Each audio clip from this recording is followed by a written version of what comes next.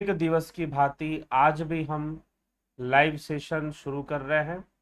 Live चर्चा का यह कार्यक्रम शुरू हो रहा है और यह प्रत्येक दिवस रात्रि 9 बजे होता ही है।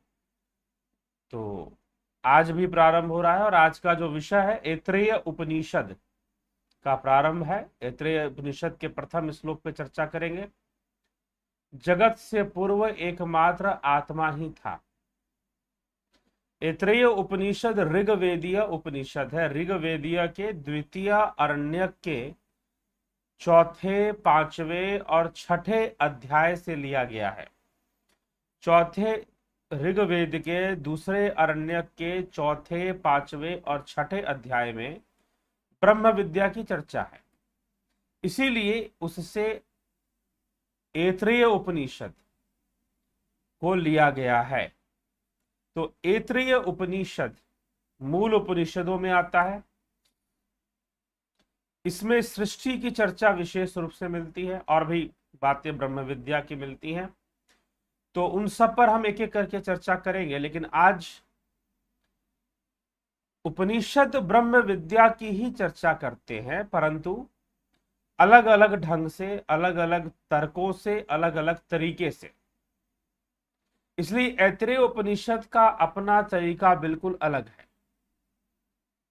अपना तरीका ऐत्रेय उपनिषद का बिल्कुल अलग है बाकी उपनिषदों की से अगर हम तुलना करें तो यह ऋग्वेदीय उपनिषद है। कैसे अपनी चर्चा को शुरू करता है, और एक बात यह कही जा रही है कि इसमें जब जगत नहीं था तो उससे पूर्व आत्मा ही था। आत्मा कैसे था, जगत कैसे था, कैसे हुआ, आत्मा से ही जगत हुआ। तो ये श्लोक इसमें मिलने वाले हैं। तो एक दो श्लोकों पर हम आज चिंतन करेंगे, फिर आपके कमेंट्स पर भी चिंतन करेंगे। आप क्या पूछते हैं, क्या आपके प्रश्न हैं, ठीक है। तो चलिए,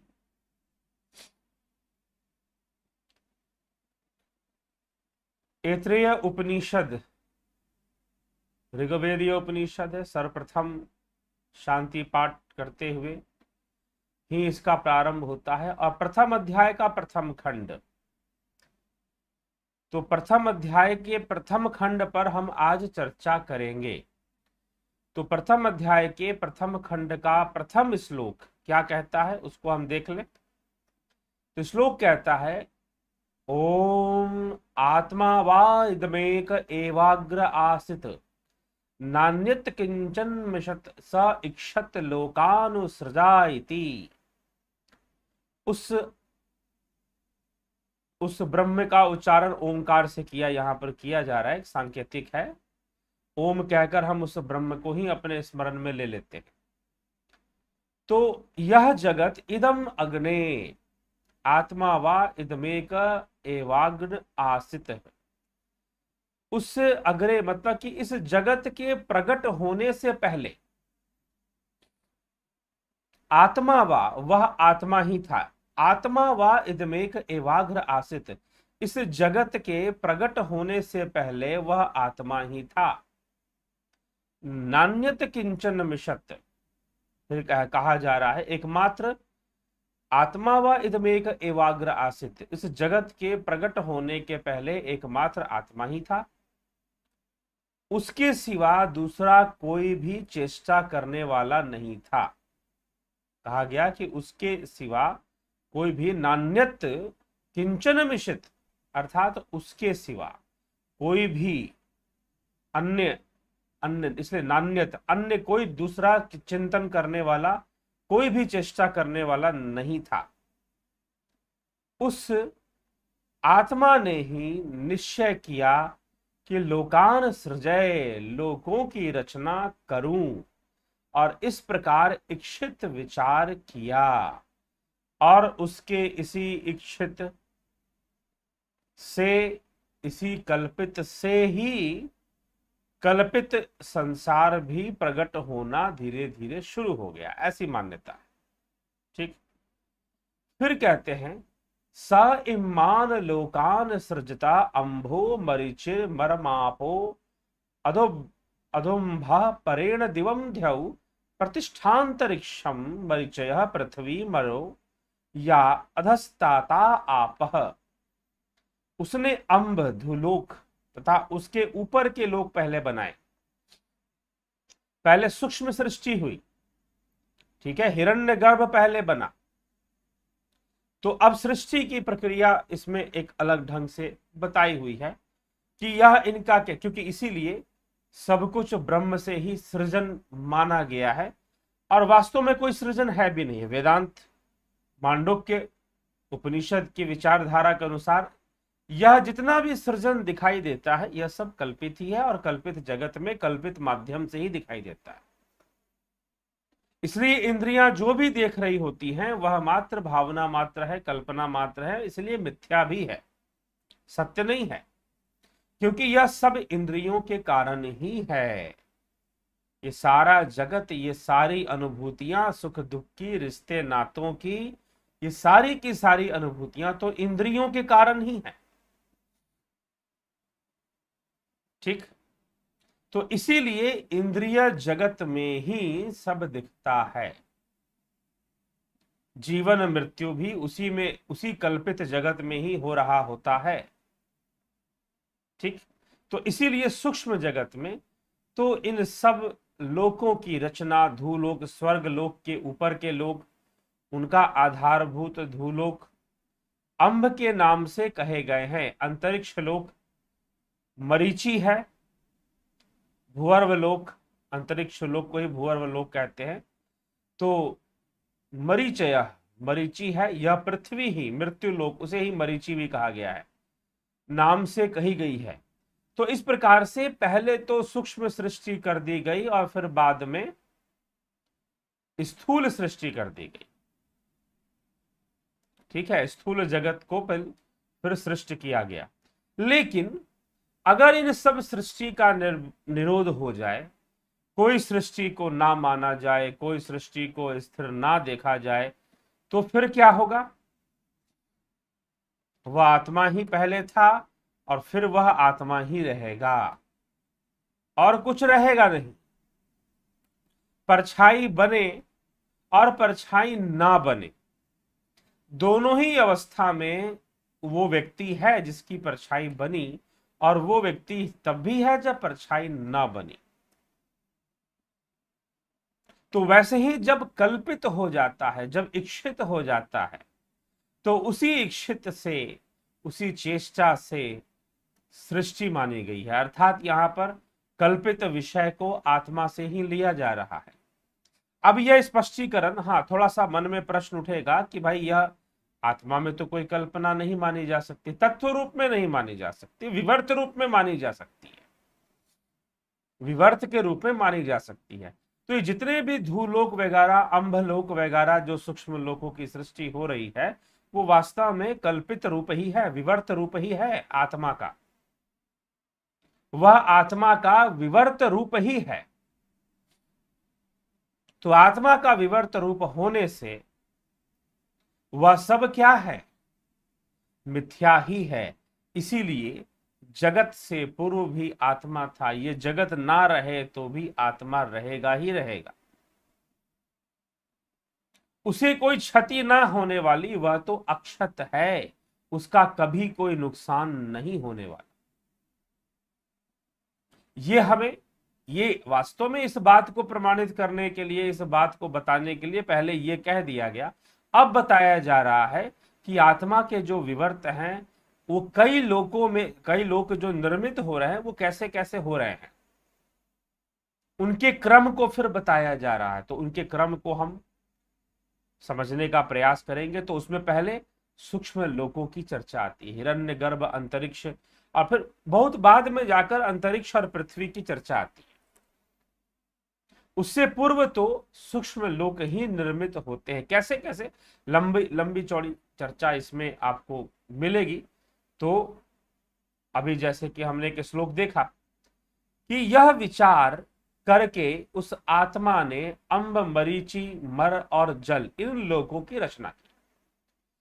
मतलब कि अंब, मरीचि, अंब के अंदर दूसरे लोक आ गए, मरीचि के अंदर मृत्यु लोक आ गए, मर और जल, मरे हुओं का लोक और जल लोक।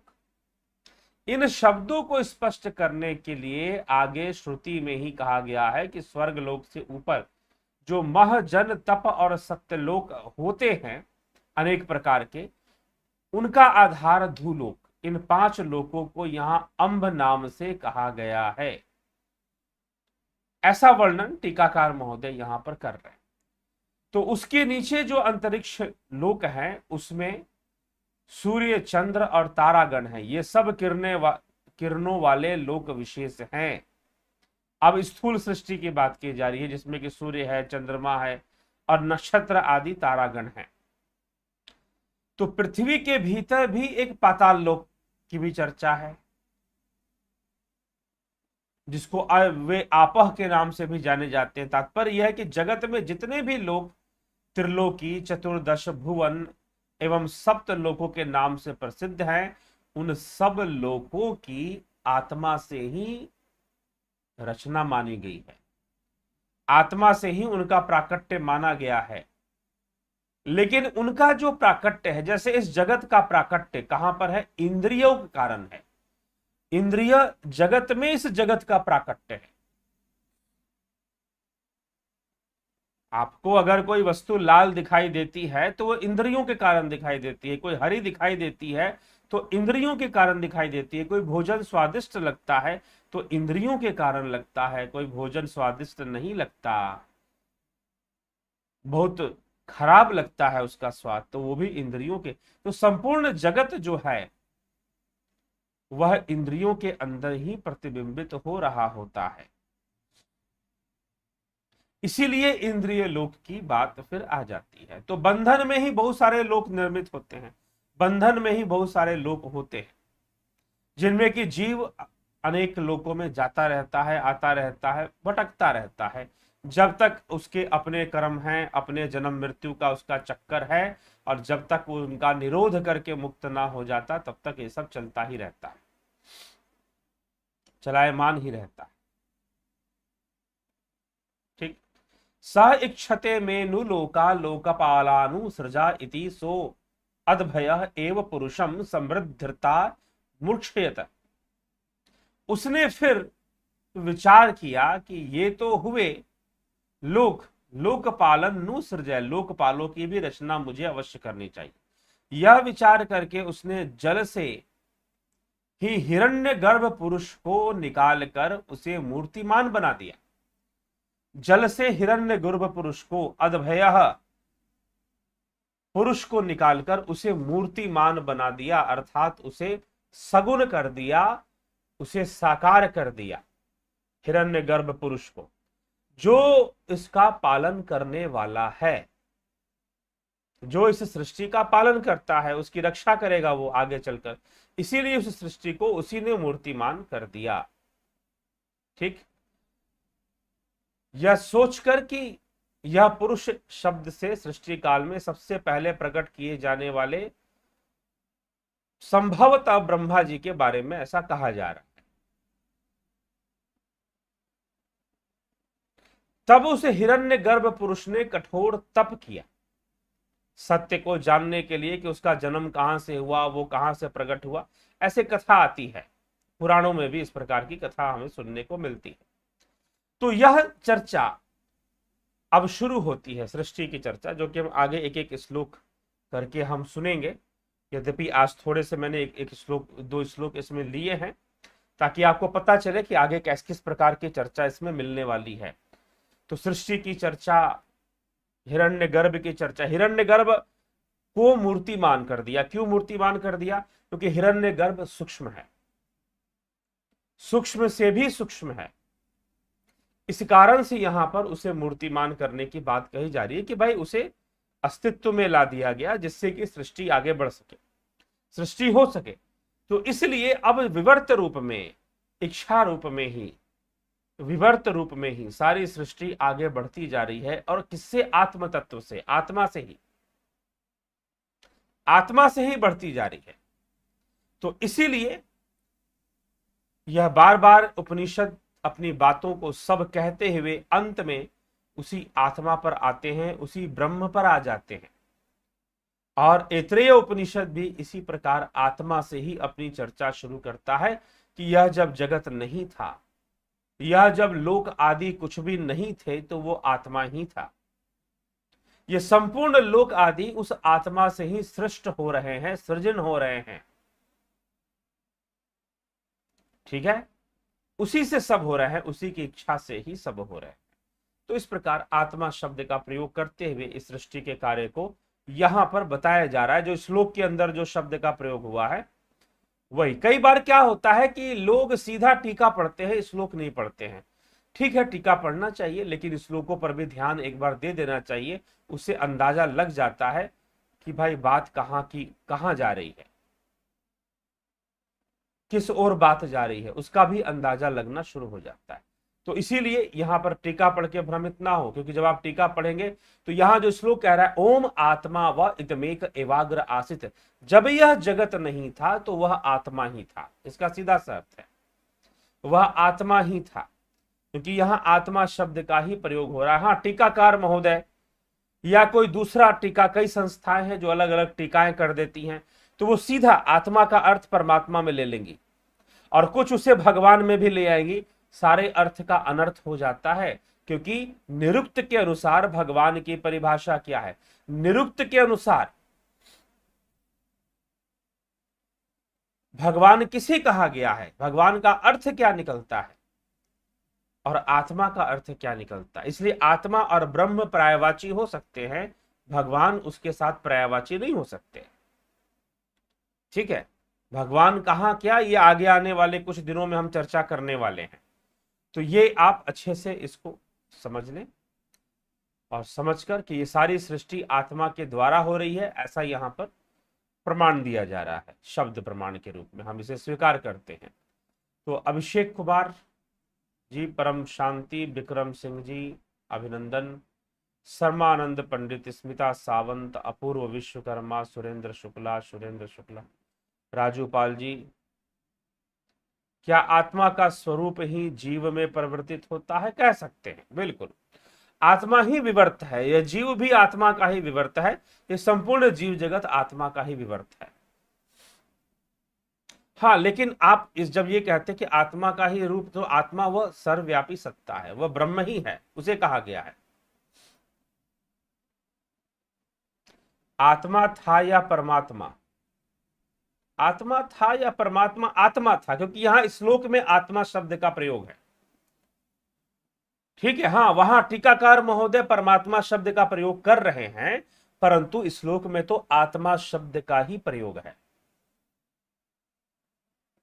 तो एक बात अच्छी तरह से जान लें, एक बार नहीं हजारों बार मैं बोल चुका हूं इस चैनल के माध्यम से, आत्मा परमात्मा में कोई भेद नहीं।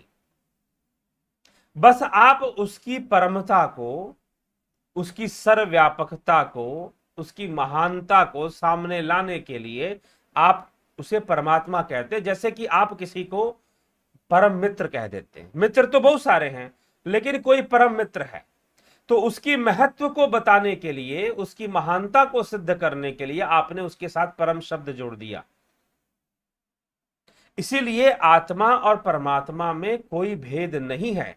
कृपया करके उपनिषदों पर, आप पिछले उपनिषद मांडुक्य उपनिषद, मुंडको उपनिषद पर चर्चा को जरूर श्रवण करें, क्योंकि उस पर इस विषय पर बहुत बड़ी चर्चा हो रखी है कि आत्मा परमात्मा एक ही है। ठीक है, व्याकरण के अनुसार, क्योंकि संस्कृत भाषा का शब्द है, आपका निर्मित किया हुआ शब्द नहीं है, आप किस संस्था से जुड़े हैं उस संस्था का भी निर्मित शब्द नहीं है। ब्रह्म हो गया, आत्मा हो गया, परमात्मा हो गया, ये हमारे वेदों से निकले शब्द हैं, उनका अर्थ भी हम वैसे ही लगाएंगे। ठीक है, जैसा कि उपनिषद में लगाया गया है। आपके तथाकथित कोई संस्था या कोई गुरु क्या कहते हैं, वो कहते रहे अपना, लेकिन वो चोरी कर रहे हैं, क्योंकि उनके पास अपने शब्द नहीं है। वो उपनिषदों का ही शब्द लेकर उसका अपनी परिभाषा बताने में लगे हुए हैं, जो कि बहुत ही गलत बात है। तो इसीलिए आत्मा या परमात्मा मत पूछिए, वहां जाकर श्लोक पढ़ लीजिए, वहां आत्मा ही लिखा हुआ है कि आत्मा से ही, वह आत्मा ही था जब यह जगत के पूर्व। ठीक है, अपूर्व विश्वकर्मा, बबीता धीमान जी, स्मिता सावंत जी, सुरेंद्र शुक्ला जी, सुरेंद्र शुक्ला क्या आत्मा का स्वरूप? जी हाँ। राजूपाल, मोनिका रघुवंशी, गुरु जी प्रणाम। क्या मोक्ष के बाद आत्मा रहते हैं? आत्मा ही आत्मा रहता है, मोक्ष के बाद आत्मा ही आत्मा बचता है। घनश्याम लाल जी, सर जी प्रणाम। सत्य और असत्य का महत्व जीवन में क्या है? क्यों कि क्या कहा जाता है कि सत्य बराबर तप नहीं, झूठ बराबर पाप? सत्य और असत्य का महत्व जीवन में ही है, मोक्ष में कोई महत्व नहीं है। ठीक है, सत्य और असत्य का महत्व जीवन में ही है, मोक्ष का कोई महत्व नहीं है। तो सत्य का एक साधारण भाषा में ये जो आप बात कर रहे हैं बहुत ही सामाजिक और साधारण रूप से कर रहे हैं कि सत्य सबसे बड़ा तप है, सत्य बराबर तप नहीं, झूठ बराबर पाप। तो ये जो बात है ये एक, चलो समाज में जो बातें प्रचलित है उसके आधार पे कर रहे हैं, लेकिन परिस्थितियों के अनुसार सत्य बदल जाएगा और वास्तव में संपूर्ण जगत ही मिथ्या है। तो फिर सत्य किसे कहोगे? सत्य किसे कहोगे? इसलिए मिथ्या को जान लो। मिथ्या क्या है? मिथ्या का मतलब असत्य नहीं होता, मिथ्या असत्य नहीं होती है, ये ध्यान रखिएगा। मिथ्या का मतलब असत्य नहीं होता। इसलिए तीन चीजें, सत्य, असत्य और मिथ्या। इसके ऊपर पहले भी कई बार चर्चा हो चुकी है, मांडुक्य उपनिषद में भी चर्चा हुई है और उससे पूर्व भी एक पूरा वीडियो ही है, सत्य, असत्य और मिथ्या क्या है। ठीक है, तो एक जीवन के अंदर सत्य से बड़ा बराबर तप नहीं, झूठ बराबर पाप। एक जीवन के अंदर एक सामाजिक परिवेश में कर्मों के ही दृष्टिकोण से, कर्म दृष्टिकोण से आपकी बात सही है कि सत्य ही बहुत बड़ा तप है। ठीक है, लेकिन सत्य की पालना क्या है यह भी बड़े विवेक का विषय है, यह भी बड़े विवेक का विषय है। विवेक खो देने से सत्य समझ में नहीं आने वाला कि सत्य क्या है। और पता चला कि सत्य की पालना में ही पाप हो गया, क्योंकि कर्तव्य भान नहीं है, क्योंकि आपके पास विवेक नहीं है। तो सत्य पालना में ही आपने झूठ का साथ दे दिया, सत्य पालना में ही आपने झूठ का साथ दे दिया और आप पापी हो गए। ऐसा भी हो सकता है, आपको लग रहा है कि आप सत्य की पालना कर रहे हैं, लेकिन आपसे पाप भी हो रहा है साथ में, क्योंकि आपने झूठ का साथ दे दिया। तो जब तक पूरी परिस्थितियों का ज्ञान नहीं होगा तब तक आप ये निर्णय कैसे लेंगे कि वास्तव में आप सत्य का साथ दे रहे हैं? अब अर्जुन तर्क देता है, गीता ही देख लीजिए, गीता में अर्जुन कहता है कि मैं ब्रह्मचारी बनकर भिक्षा मांग लूंगा, युद्ध नहीं करूंगा। कृष्ण कह रहे हैं युद्ध तुझे करना पड़ेगा, सामने युद्ध खड़ा है, कर्तव्य रूपी युद्ध खड़ा है, धर्म युद्ध खड़ा है, तुझे करना ही पड़ेगा, कोई विकल्प नहीं, और तू करेगा ही करेगा। ये थोड़ी देर के लिए तू नपुंसकता को मत प्राप्त हो और बीच में काम खराब मत कर, यह युद्ध तो आगे बढ़ने वाला है, तेरे ना करने से दूसरे ना करेंगे, ये तो नहीं होने वाला। दुर्योधन ने तो कह दिया था कि सुई के नोक के बराबर भी अगर अधिकार चाहिए, भूमि चाहिए तो युद्ध करके लड़कर ले जाओ, ऐसे नहीं देने वाला। कृष्ण तो गए थे कि भाई चलो आधा राज्य नहीं दोगे, 5 गांव ही दे दो पांडवों को, हक तो उनका बनता है आधे का। ठीक, नहीं तो कम से कम 5 गांव दे दो। उसने कहा कि जीने का अधिकार भी नहीं दूंगा, दुर्योधन ने कहा कि जीने का अधिकार नहीं, सुई की नोक के बराबर भूमि भी इस पृथ्वी पर चाहिए तो युद्ध करके लेना पड़ेगा। तो अब बहुत सारा धर्म युद्ध की बातें थी, दुर्योधन के कर्म, दुर्योधन का पाप, दुर्योधन का व्यभिचार, दुर्योधन का अत्याचार, उसको छोड़ देना, उसको छोड़ देना यह तो और भी बड़ा पाप हो जाता, क्योंकि आपके कर्म के कारण पाप बढ़ते जा रहा है, हिंसा बढ़ते जा रही है, आप अहिंसक बने हुए हैं और आपकी अहिंसा के कारण हिंसा बढ़ते जा रही है, हिंसा का प्रसार होता ही जा रहा है। तो उस परिस्थिति में उस व्यभिचारिणी हिंसा को रोकने के लिए आपको स्वयं भी थोड़ा हिंसक हो जाना पड़ेगा। तो यही चीज है। तो इसीलिए पहले परिस्थितियों को समझ लीजिए, जान लीजिए, क्योंकि अंधकूप, पहले तो जो कुएं के मेंढक हैं उनको तो पता ही नहीं चलता, उनको तो लगता है कि भाई हमारे संस्थान के मुखिया हमारे गुरु जी ने जो कह दिया बस कह दिया, वो उनकी हालत बिल्कुल उस किताब की अनुयायियों जैसी है। भाई हमारी किताब में तो ऐसा लिखा है तो हम तो यही मानेंगे, हमें ना इधर सोचना है ना उधर सोचना है, हमारी किताब में तो लिखा है कि भाई मारना जरूरी है तो हम तो मारेंगे, हम तो ये करेंगे, हम तो वो करेंगे, करते ही रहेंगे। इसी नाम पर, उसी किताब के नाम पर ईरान और इराक लड़ते रहे अपने झगड़े को लेकर। झगड़ा किसी और विषय पर था, लेकिन वहां के नेताओं ने, किसी ने सिया के नाम पर, किसी के सुन्नी के नाम पर भड़काया, सेनाएं बनाते रहे और 10 वर्षों तक लड़ते रहे, निष्कर्ष कुछ भी नहीं निकला। इतिहास पढ़े आप तो जब आप कुएं के मेंढक बन जाएंगे, अंध कुएं के मेंढक, हम तो यही मानेंगे, हम मानेंगे ही नहीं। हमारी संस्था में, हमारे मत में ये कहा जा रहा है, इसलिए मैं किसी मत का अनुयायी नहीं, मैं किसी संस्था का अनुयायी नहीं। भाई विवेक से, शास्त्रों से क्या कहा जा रहा है उस पर विचार करना चाहिए, विचार करना चाहिए और विचार कर कर तथ्यों को प्रस्तुत करना चाहिए, तथ्यों को समझना चाहिए। ठीक है, तो ये चीज है। इसीलिए सत्य बराबर तप, झूठ बराबर पाप, सामाजिक दृष्टिकोण से, कर्म के दृष्टिकोण से बिल्कुल सही बात है, परंतु इसकी पराकाष्ठा, इसकी श्रेष्ठता को स्पर्श करने के लिए एक विवेकी व्यक्ति ही, ज्ञानी व्यक्ति ही कर सकता है। माधुरी कोले जी, विश्व यात्री जी, रूपलाल विश्वकर्मा जी, रामनिवास सिंगल जी, अजीत भाई पटेल जी, सत्यमेव जयते अशोक गोयल जी, योगेंद्र पंडित जी, अंजलि जी, सबका बहुत बहुत अभिनंदन। रामनिवास मीना जी, मनीष पटेल जी, जगत नारायण जी, रचना जी, खुलेश पाटिल जी, ओम प्रकाश माली जी, सबका अभिनंदन। शंकर देव जी, गुरुजी, इनफाइनाइट यूनिवर्स तक परमेश्वर ही फैला हुआ है, परंतु जिसका जैसे विश्वास उसको वैसे ही परमात्मा आत्मा उपलब्ध होता है। Not be little other but. और देखिए, जहां तक विश्वास की बात है, जिसका जैसा विश्वास, तो विश्वास तो विकल्प है, विश्वास भी कल्पित विषय है। तो एक है भाई विश्वास, उसे कहते हैं जिसको हम जान लेते हैं। जैसे कि आपने अगर मिर्च खाई है और मिर्च का स्वाद तीखा है, मिर्च का स्वाद क्या है? तीखा है। ठीक, तो जो मिर्च का स्वाद है वह तीखा है, तो तीखा मिर्च तो हमेशा ही तीखा ही रहेगा ना। हाँ, बंगाली में बोलेंगे झाल है, झाल है।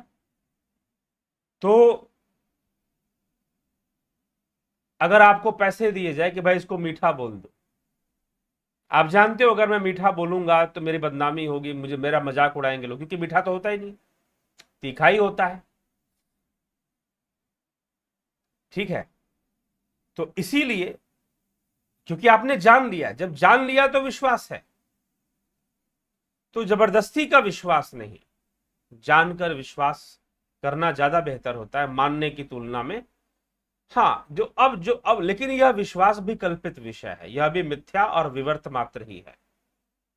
अंजलि जी, सर जी भगवान ने यह दुनिया क्यों बनाई है कृपया समझा। ये बनाई ही नहीं है, सबसे बड़ी बात तो ये है। दुनिया उसी का अंग है भाई, दुनिया उसी का अंग है, वह स्वयं ही दुनिया है, बनाई क्या है? वह स्वयं ही दुनिया है और इस दुनिया से परे भी वह स्वयं ही है। जो यहां पर चर्चा अभी क्या चल रही थी, किस जगत से पूर्व आत्मा ही था, जगत सृष्ट हो भी रहा है तो भी सब कुछ आत्मा ही है। बस फर्क इतना है कि हम उसे जानते नहीं है, जानने की आवश्यकता है, जानने की आवश्यकता है। और जब जान जाएंगे, आत्मज्ञान की ओर हम जब बढ़ जाएंगे, तो इस प्रश्न का उत्तर मिल जाएगा कि उसने बनाई या बन गई, कैसे बनाई, क्या करी।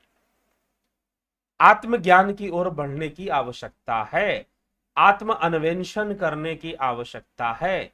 स्वयंभू को जानना है तो स्वयं की यात्रा शुरू कर दो, परमात्मा को जानना है तो स्वयं की यात्रा आत्मा की यात्रा में लीन होना शुरू कर दो तो परत दर परत खुलते जाएंगे, रहस्य खुलते जाएंगे और सब प्रकट हो जाएगा कि उसने यह दुनिया क्यों बनाई, किस लिए बनाई।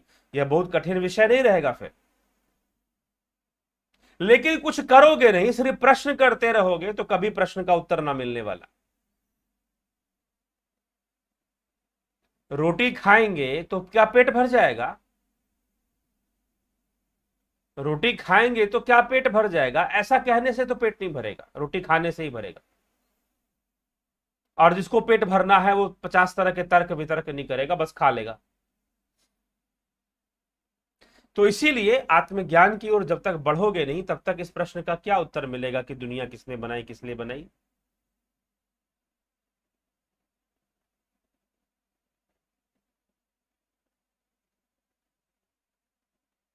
ठीक, ये चीज है। भगवान बनना को लिया कोशिश करोगा, उसका कभी भी भगवान प्राप्त नहीं होगा, चाहा जितना भी जोर लगाता। क्योंकि अहंकार है कि वो तप करके एक दिन भगवान बन जाए।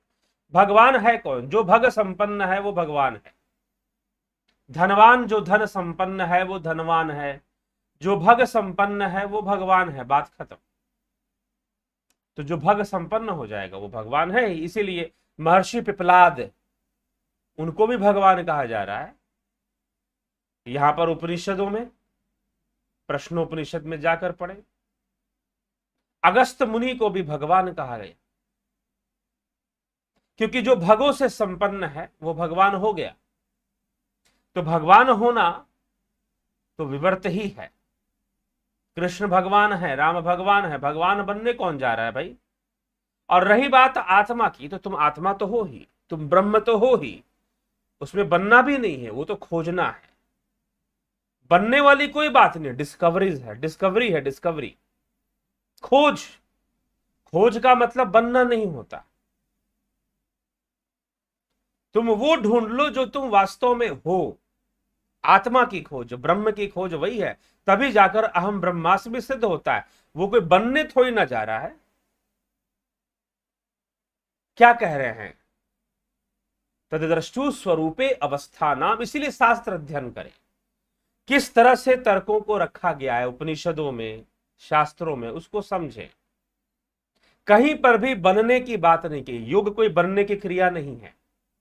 योग तो स्वयं को जानने की क्रिया है। तद्द्रष्टु स्वरूपे अवस्था नाम, तुम ब्रह्म हो, यह तुम्हारी खोज है, एक्सप्लोरेशन है वो।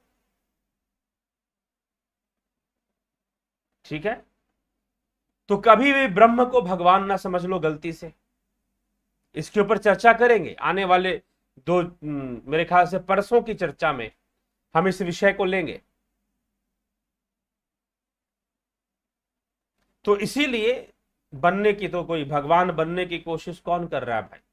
सबसे बड़े तो गलत वो लोग हैं जो घोषणा कर रहे हैं कि मैं भगवान हूं, जो घोषणा कर रहे हैं और अपने शिष्यों से मनवा रहे हैं गुरु आज्ञा के नाम पर कि भाई मैं भगवान हूं। अपने शिष्यों से कहलवा रहे हैं कि मैं भगवान हूं। अब जो भी तर्क देके कहलवा रहे हो वो भी तो कहलवा रहे हैं। तो भगवान होना, भगवान होना यह क्या है? यह तो आत्म अन्वेषण की प्रक्रिया में जिस ऐश्वर्य की उपलब्धि होती है उसी से भगवान कोई हो जाता है। ठीक है? तो कोई भगवान बनने का प्रयास, ये तो विषय ही नहीं, पता नहीं आप कहां से क्या विषय लेकर आ रहे हैं।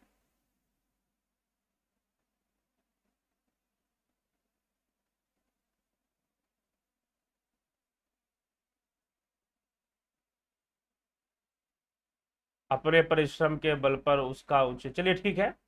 तो इस प्रकार से मित्रों यह हमें विचार करना होगा कि इसमें, इस शास्त्र विषय में क्या कहा जा रहा है, बार बार किस विषय पर चर्चा की जा रही है उसे हमें समझना।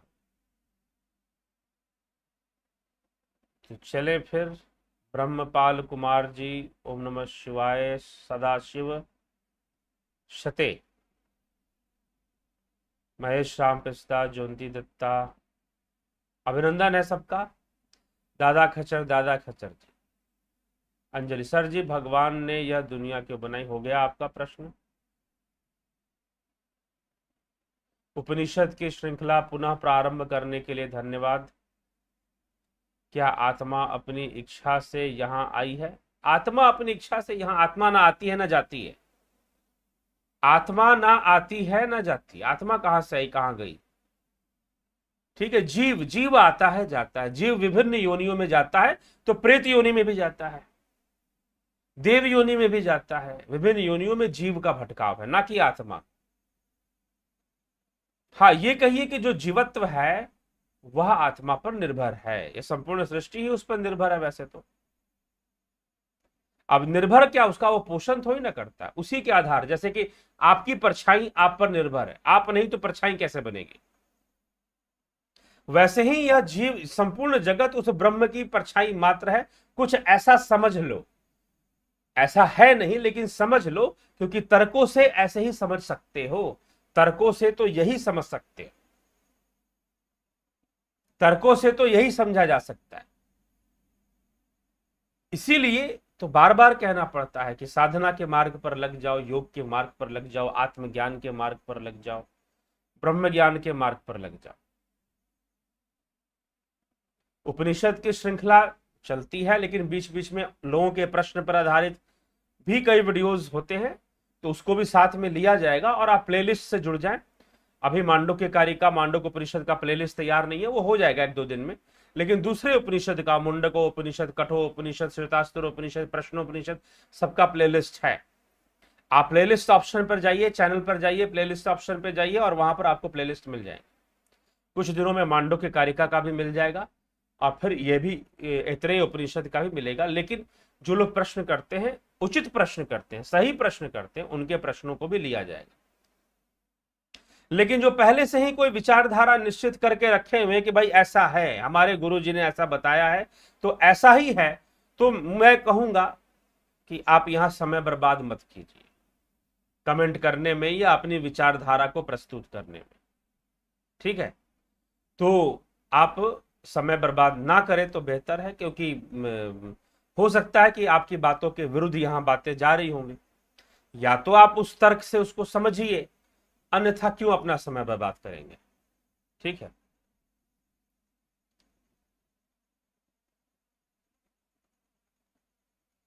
Yadav Samhari Lal ji, thanks for explaining in detail about soul and material world and its time of production. Kamal Prajapati ji, Jayanti bhai Patel जी, वर्षा सचदेव जी, बहुत बहुत अभिनंदन आप सभी का। तो ये हमें विचार कर मित्रों, इस पर जिज्ञासा कर हमें समझने का प्रयास हम करते हैं कि ऐतरेय उपनिषद क्या कहना चाहता है। आगे के श्लोकों में, आगे के खंडों में, आगे के अध्यायों में ये चर्चा आगे बढ़ेगी। लेकिन जो लोग प्रश्न करते, साथ में उनके विषयों को भी लेकर वीडियोस और चर्चाएं आती रहेंगी बीच बीच में।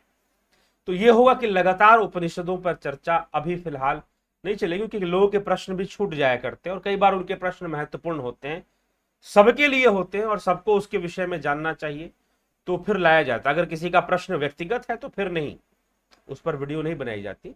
जिनके प्रश्न है कि हाँ सबको इस विषय में जानना समझना चाहिए, तो ही वीडियोस लाए जाते हैं उनके प्रश्नों पर। ठीक है, तो ये आप इसको समझे, और साथ ही साथ जिज्ञासुओं इसको समझकर आगे बढ़े, ध्यान योग के मार्ग पर चले, ध्यान योग की कोर्सेज ज्वाइन करें। ठीक है,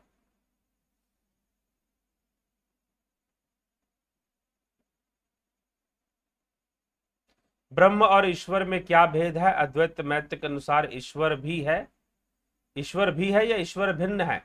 तो ईश्वर को भावनात्मक स्तर पर लिया गया है अद्वैत में, कुछ विचारधारा में, हर जगह नहीं।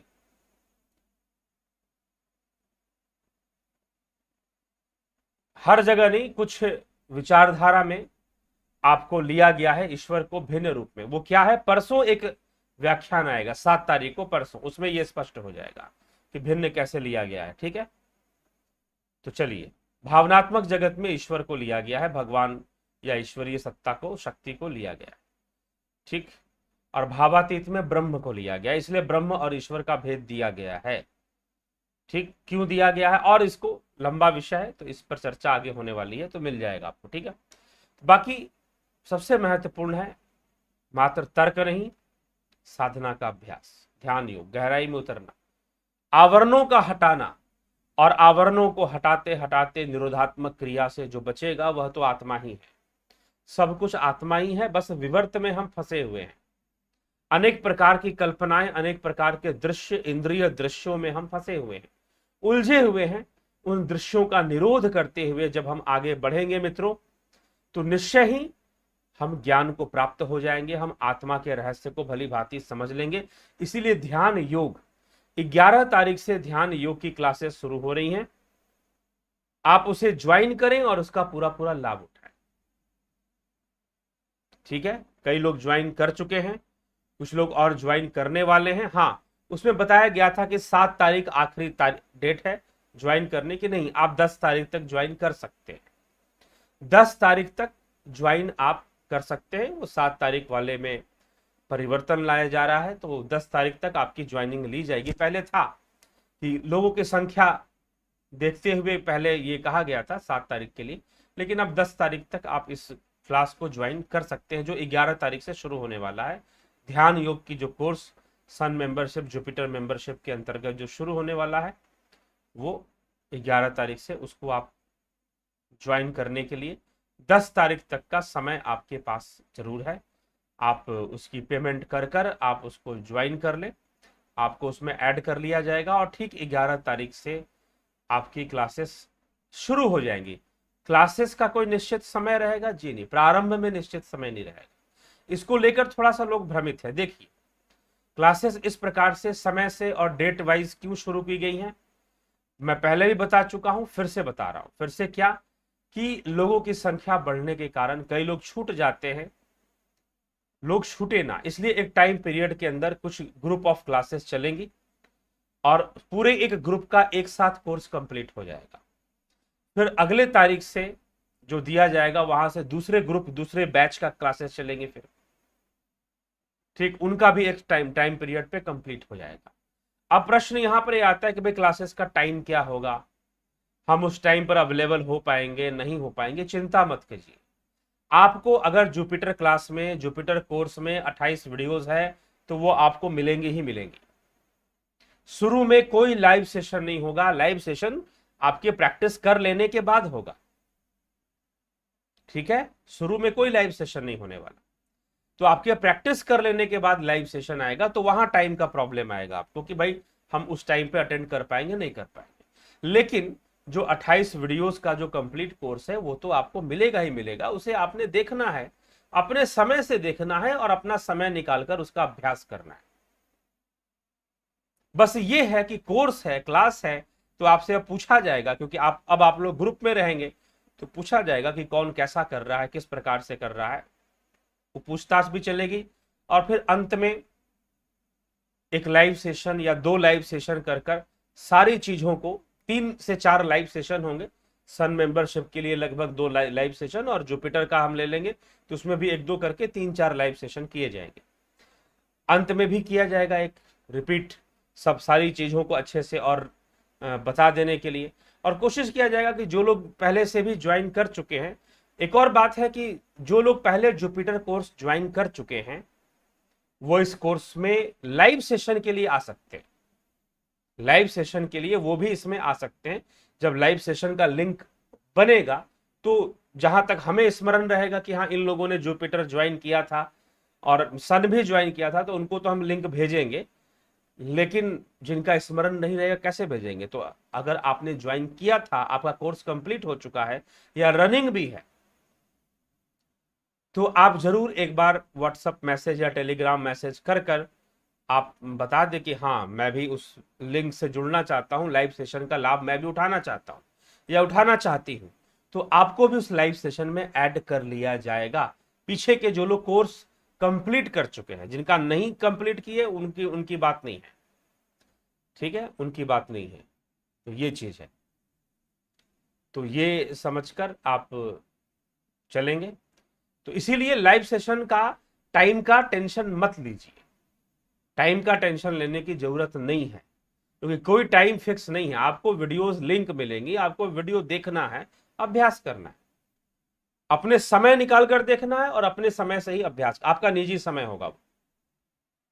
ठीक है, बस इतनी सी बात है।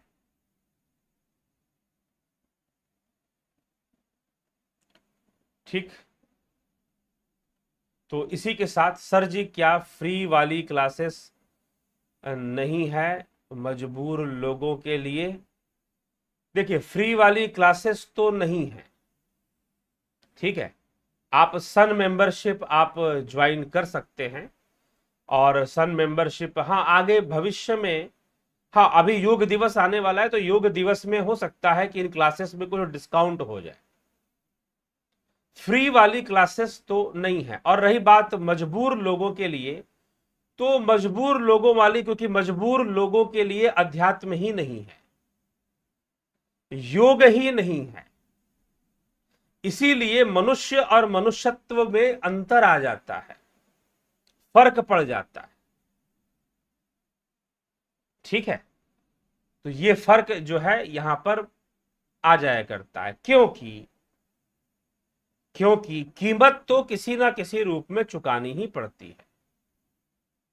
अब आप किस रूप में चुकाएंगे? आत्मसमर्पण करके चुकाएंगे, या धन देकर चुकाएंगे, दक्षिणा देकर चुकाएंगे? यह मार्ग ही ऐसा है। कीमत क्यों रखी गई है? हम फ्री क्लास कर दे, यूट्यूब पर वीडियो डाल दें। और दूसरी बात कि साधना की कई टेक्निक्स इसी चैनल पर फ्री में ऑलरेडी बताई गई हैं, आप उनको फॉलो करिए। पतंजलि योग सूत्र के लिस्ट में जाएंगे, आपको बीच बीच में साधना, अभी पीछे मैंने ध्यान और इम्यूनिटी, उसमें एक मैंने ध्यान करने की विधि बताई है, आप उसको फॉलो कीजिए, फ्री में है वो। उपनिषदों की ये व्याख्या भी फ्री में है, डेली का ये 1 घंटा जो मैं बोलता हूं यह भी निःशुल्क है।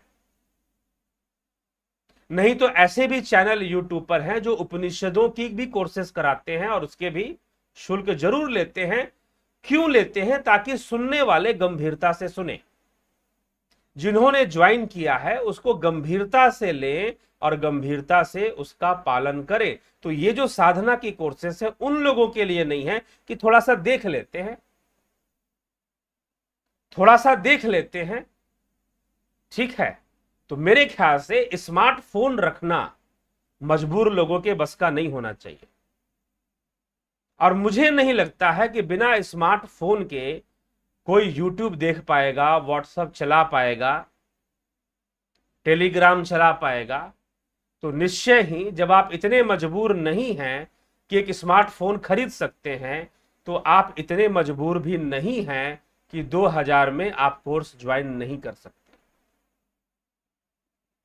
नहीं तो ठीक है, कोरोना का काल खत्म होने दीजिए, यहां पर आइए, अपना पैसा लगाकर आइए, खर्च कीजिए, यहां पर अपना कोई होटल या धर्मशाला कहीं भी रूम लेकर रहिए और हमारे पास आकर कोर्स आप पूरा कीजिए। ठीक है, तो यही एक विषय है। ये इसीलिए ये फीस के पीछे कई कारण हैं, ये फीस रखने के पीछे कई कारण हैं। एक तो कारण यही है कि आप गंभीरता से आप इसको ज्वाइन करें और गंभीरता से इसका पालन करें। दूसरा कारण है कि भविष्य में आगे ऐसे साधना केंद्रों का विकास किया जा सके जहां पर आम लोगों को अध्यात्म और योग से जोड़ा जा सके, लोग जुड़ सके और उसका लाभ उठा सके।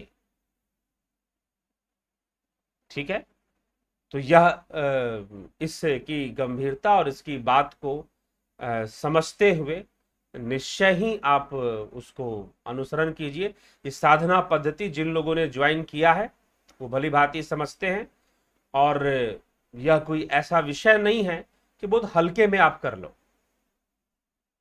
हल्के में ही आप कुछ कर लें, ऐसा विषय नहीं। एक गंभीरता से करने का विषय है, गहराई में उतरने का विषय है। और फिर आप ऐसे ही अगर शुरू कर देंगे, ऐसे ही जुड़ने का प्रयास करेंगे, तो व्यर्थ की बातें हैं, बेकार की बातें वो हो जाएंगे फिर। ठीक, हर हर महादेव। मनोज शुकीजा जी, अभिनंदन जी आपका। जीबच मंडल जी, ईश्वर एक ही नाम, एक भी है और उसका वो भी एक ही है, नाम अलग अलग नहीं है। सगुण रूप में नाम अलग अलग है, गुणवाचक नाम है, निर्गुण नाम तो एक ही है, ठीक है, अलग अलग नहीं है। चलिए इसी के साथ विचारों को विराम देते हैं और आप इसका लाभ उठाएं और लाभ उठाकर निश्चय ही लाभान्वित हों, ज्ञानवर्धन करें और अपने जीवन का कल्याण। बहुत बहुत आभार आप सभी का जुड़े रहने के लिए, बने रहने के लिए। चैनल की श्रेष्ठता आपको समझ में आए, विचारों की उत्कृष्टता आपको समझ में आए तो निश्चय ही शेयर भी किया करें, शेयर भी किया करें। और कुछ ऐसे भी मित्र हैं, मेरे सहयोगी मित्र हैं ऐसे, जो कि अभी इस समय अपनी इच्छा से, मैंने उनको कहा नहीं, एक नहीं है, 2-3 लोग हैं ऐसे, अपनी इच्छा से मासिक सहयोग प्रदान करते हैं इस चैनल को और इस अभियान को। अगर आप करना चाहते हैं तो अवश्य कर सकते हैं। किसी भी प्रकार का मासिक, मैं कोई निश्चित अमाउंट नहीं बता सकता, ये आपकी, क्योंकि ना मैंने उनको बताया था ना मैं आपको बता सकता। तो अगर आप करना चाहें तो महीने में कोई शुल्क निश्चित कर कर आप उसको भी इस चैनल पर पे कर सकते हैं, अगर करना चाहें तो। हाँ, भविष्य में कोई ऐसी अभियान अगर हम कोई लेकर आते हैं, अभी तो कोरोना काल के कारण बहुत कुछ रुका ही हुआ है, आपको पता ही है। और अपना ध्यान जरूर रखें, स्वास्थ्य विषयों पर भी ध्यान दें, अपनी इम्यूनिटी पावर पर जरूर ध्यान दें, और हो सके अगर वैक्सीन लग रहा है आपके क्षेत्र में तो वैक्सीन भी जरूर लगवा लें, ठीक है। तो चलिए इसी के साथ, हाँ, आगे कोई अभियान चलेगा तो उस विशेष अभियान हेतु जरूर आपको बताया जाएगा, वो एक अलग विषय। तो इसी के साथ विचारों को यहां आज विराम देते हैं। बहुत बहुत आभार आप सभी का।